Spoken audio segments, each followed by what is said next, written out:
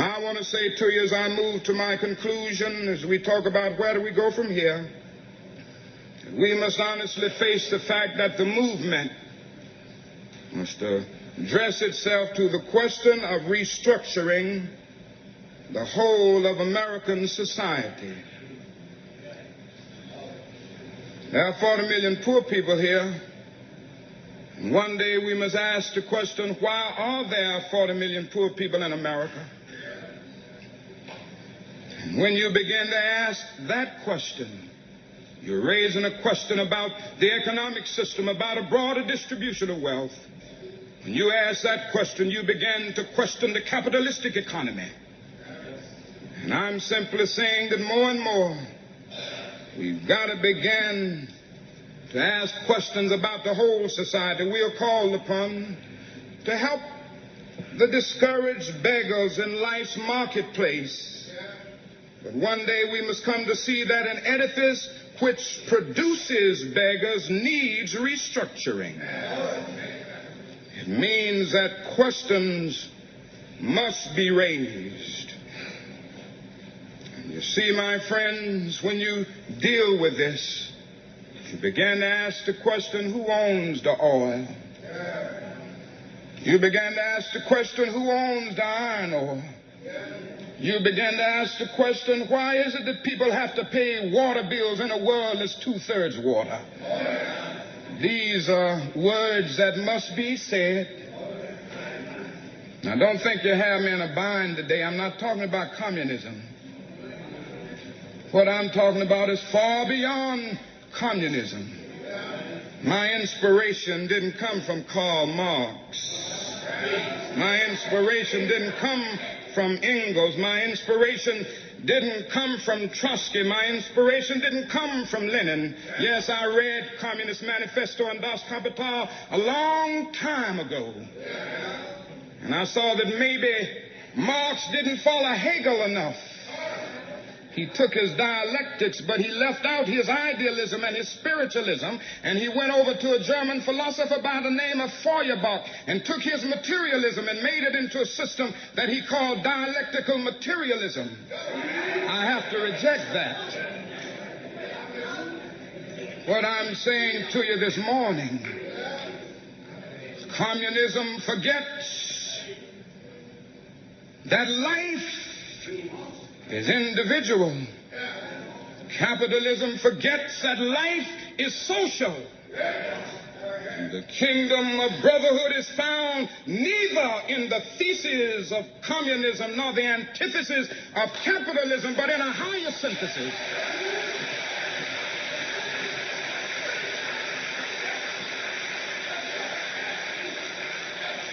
It's found in a higher synthesis that combines the truths of both.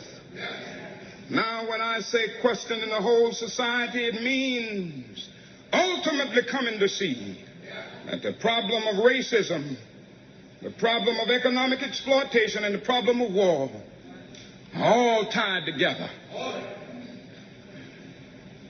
These are the triple evils that are interrelated. And if you will let me be a preacher just a little bit.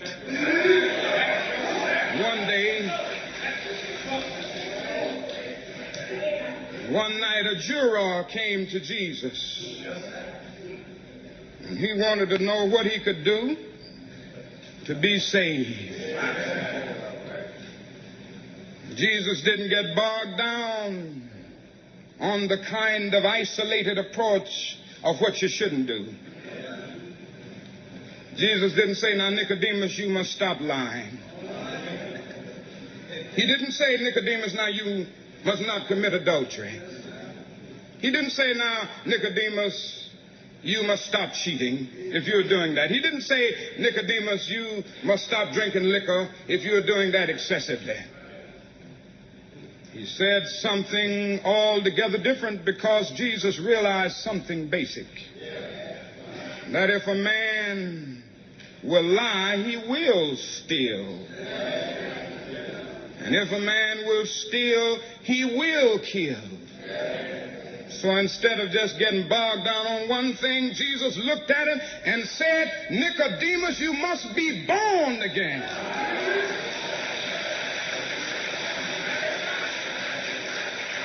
In other words, your whole structure must be changed.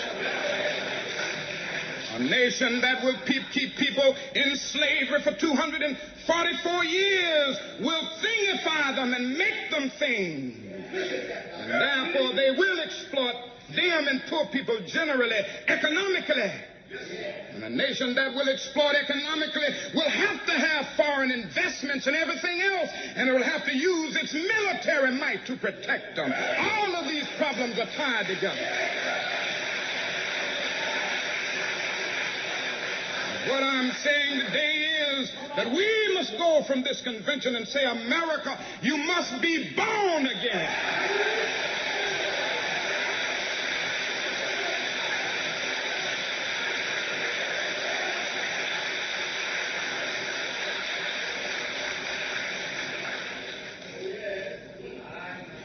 So I conclude by saying today that we have a task, and let us go out with a divine dissatisfaction.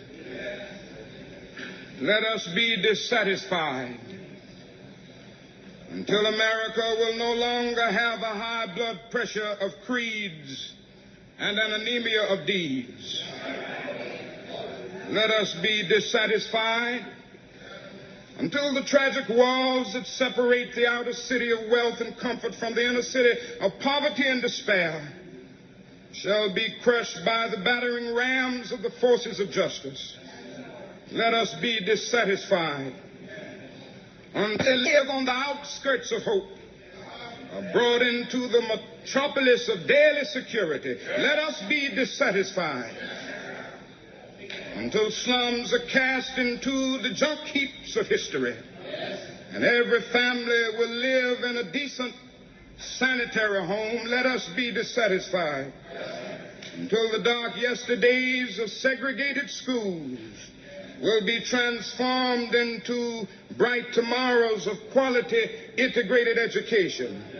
Let us be dissatisfied until integration is not seen as a problem, but as an opportunity to participate in the beauty of diversity. Let us be dissatisfied until men and women, however black they may be, will be judged on the basis of the content of their character, not on the basis of the color of their skin. Let us be dissatisfied. Let us be dissatisfied until every state capital be housed by a governor who will do justly, who will love mercy, and who will walk humbly with his God. Let us be dissatisfied until from every city hall justice will roll down like waters and righteousness like a mighty stream. Let us be dissatisfied until that day when the lion and the lamb shall lie down together, and every man will sit under his own vine and fig tree, and none shall be afraid. Let us be dissatisfied until men will recognize that out of one blood God made all men to dwell upon the face of the earth. Let us be dissatisfied until that day when nobody will shout white power, when nobody will shout black power, but everybody will talk about God's power and human power.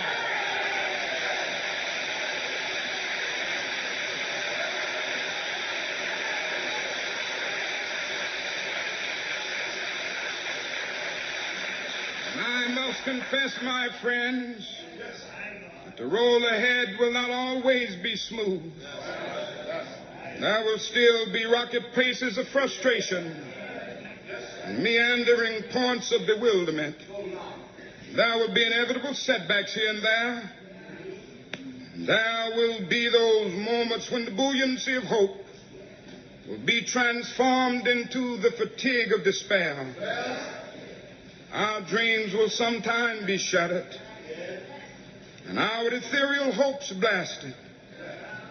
We may again, with tear-drenched eyes, have to stand before the bier of some courageous civil rights worker whose life will be snuffed out by the dastardly acts of bloodthirsty mobs. But difficult and painful as it is, we must walk on in the days ahead with an audacious faith in the future.